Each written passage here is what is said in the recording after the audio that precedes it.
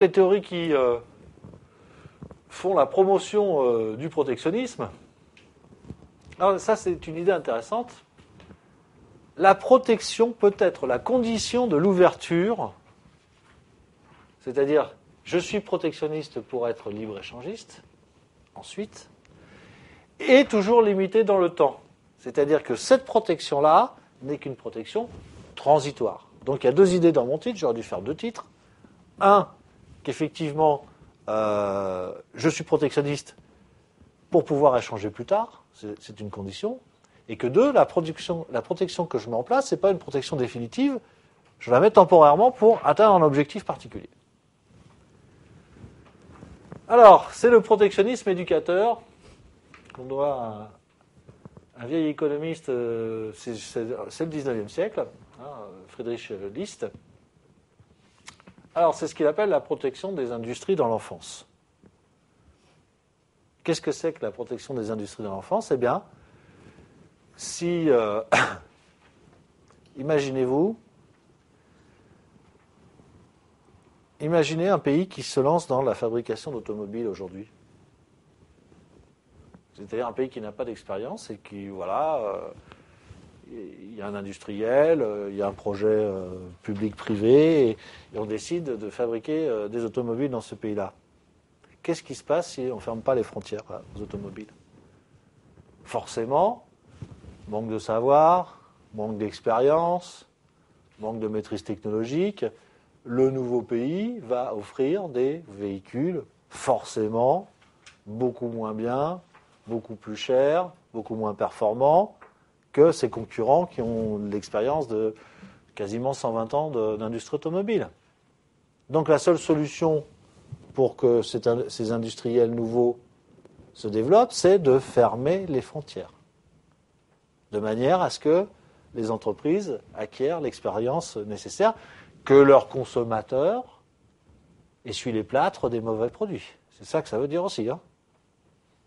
C'est la demande intérieure qui va supporter le mauvais travail fait par les industries locales dans un premier temps, jusqu'à temps qu'ils apprennent à maîtriser. Donc, si on ne fait pas ça, il est clair qu'il n'y peut pas y avoir de naissance de nouvelles industries dans les différents pays. Ce n'est pas possible. Donc là, la protection, elle va servir à ça, à protéger des industries naissantes. Des avantages en termes d'expérience, de savoir-faire. L'ouverture internationale ruinerait effectivement les industries naissantes. Donc la protection, comme je disais dans mon titre, elle est nécessaire le temps qu'il faut pour qu'il y ait une remise à niveau entre les industries locales et ces grands concurrents internationaux. Autrement dit, que penser de la Chine, qui est le nouveau producteur automobile ? Sont-ils protectionnistes ? La réponse est oui. Les Chinois sont protectionnistes par rapport aux voitures qui sont importées en Chine. Par contre, ils adorent que les constructeurs européens ou américains viennent s'établir en Chine pour fabriquer des voitures pour les Chinois, voire pour les réexporter ailleurs. Pourquoi ils adorent ça ? Parce qu'ils vont apprendre. Ils vont apprendre. Et ils ont tellement appris qu'aujourd'hui, on estime qu'en Chine, il y a 16 constructeurs automobiles, c'est-à-dire autant que sur la planète dans son ensemble. Il y a 16 constructeurs automobiles qui seraient potentiellement capables d'accéder au groupe des leaders automobiles d'aujourd'hui. D'accord ? Et ces gens, ils le feront grâce à une certaine protection. Évidemment, ils vont apprendre à faire des véhicules avant d'essayer de nous les vendre. Et on retrouve tout à fait cette problématique donc de protectionnisme éducateur. Dans les pays développés se pose la question de la protection des industries en déclin. Alors, la thèse de Litz, c'est le protectionnisme éducateur pour protéger les industries dans l'enfance. Mais la thèse d'aujourd'hui, c'est ne devrait-on pas, en tous les cas, c'est une question qui est posée dans les pays occidentaux, face à la désindustrialisation, ne devrait-on pas protéger les industries en déclin. Hein, le textile, etc. Il y a tout un discours politique aujourd'hui qui est tenu là-dessus. En disant, il faut les protéger. En limitant les importations, hein, le plus souvent. Pourquoi ? Parce que les autres pratiquent des conditions que l'on peut assimiler à la concurrence déloyale. Et donc, comme la compétition n'est pas saine, alors ça nous donnerait le droit, effectivement, de protéger nos industries. De protéger nos industries, pourquoi ? Éventuellement pour les accompagner dans leur disparition, mais que ces disparitions, elles se fassent progressivement, ça veut dire avec un minimum de dégâts sociaux, ou bien, d'une manière plus offensive, de préparer la reconversion de ces industries. Mais en tous les cas, de se donner du temps. Hein, et je suis désolé, les problèmes de délocalisation, de désindustrialisation dans le monde occidental, eh bien, débouchent sur ce type de réflexion.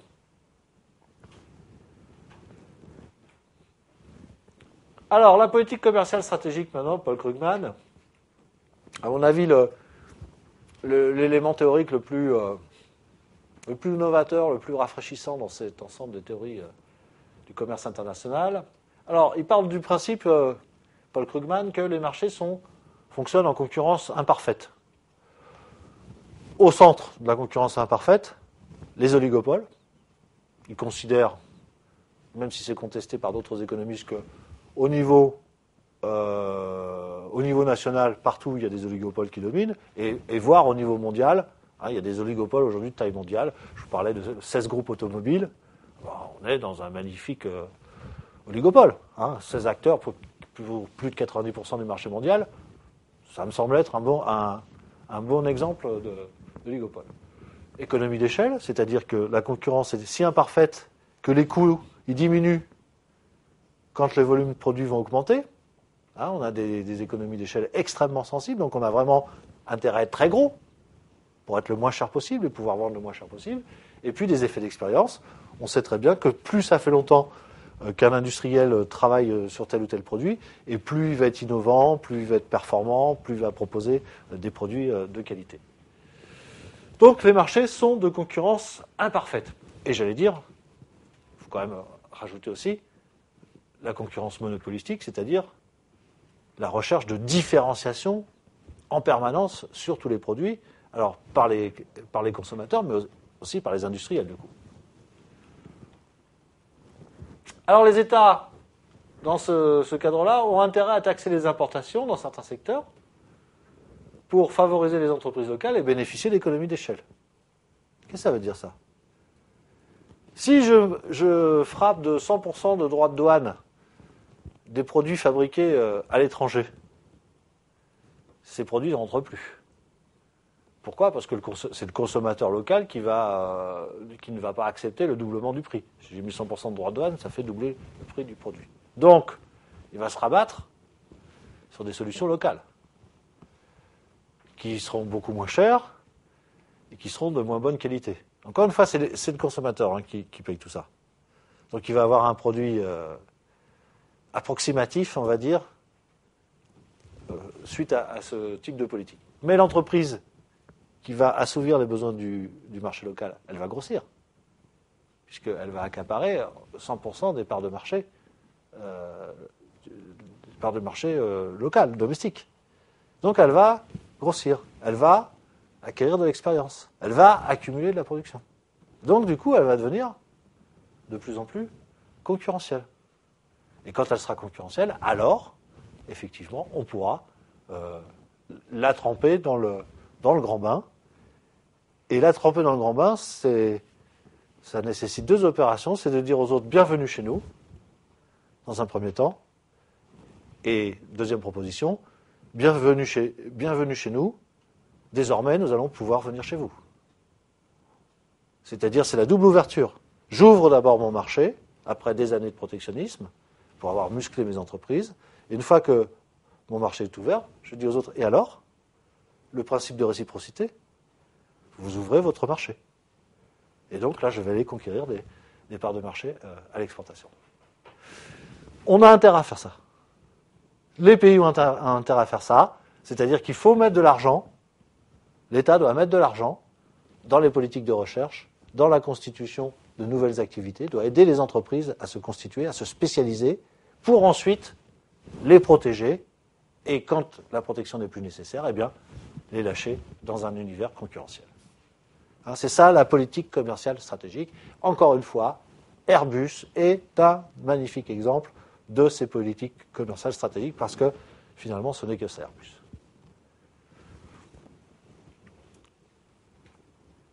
Les États ont intérêt à subventionner les exportations ou la R&D pour accroître les avantages comparatifs.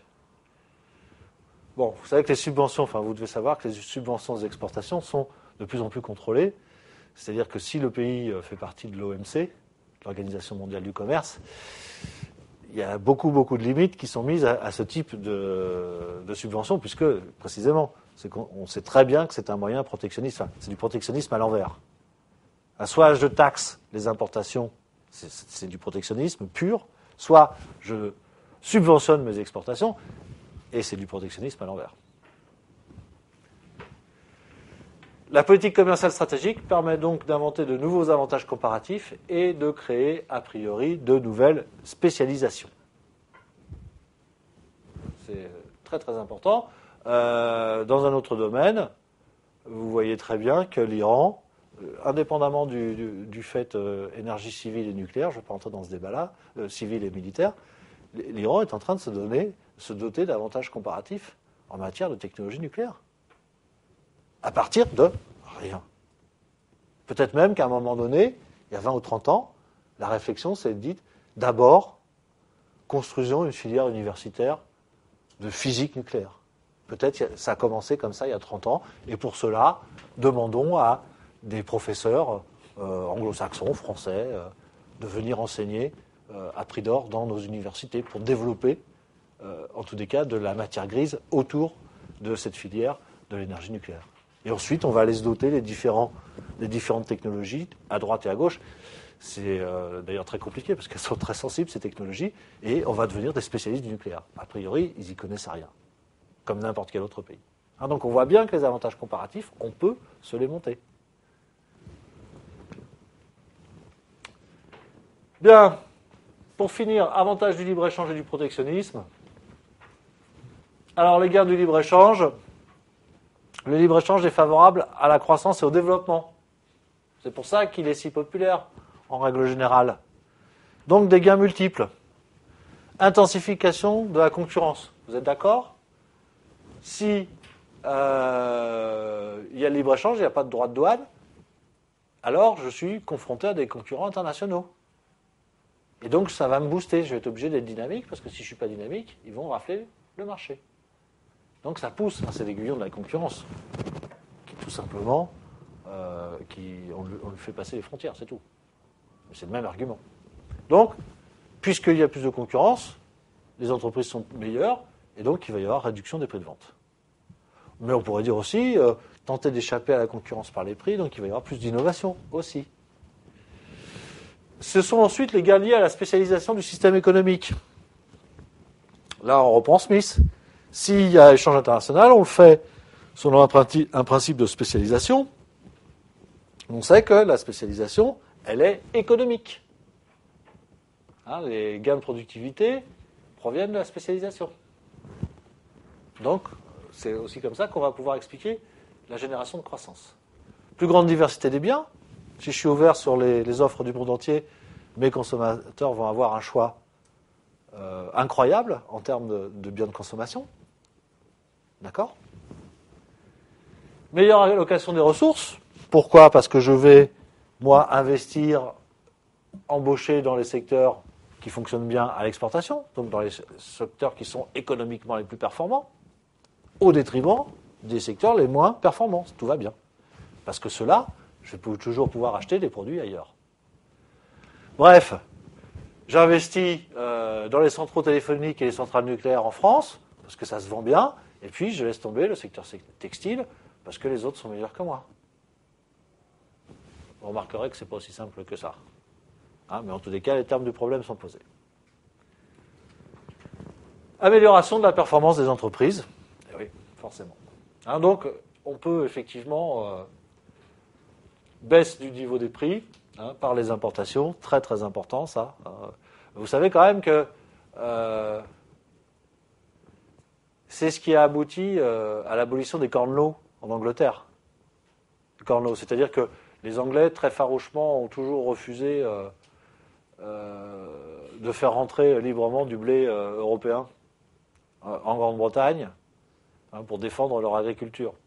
Sauf qu'à un moment donné, le blé est devenu tellement cher, parce qu'il était produit en quantité insuffisante en Grande-Bretagne, parce que l'agriculture était en mauvaise santé, que ça a fait augmenter les salaires.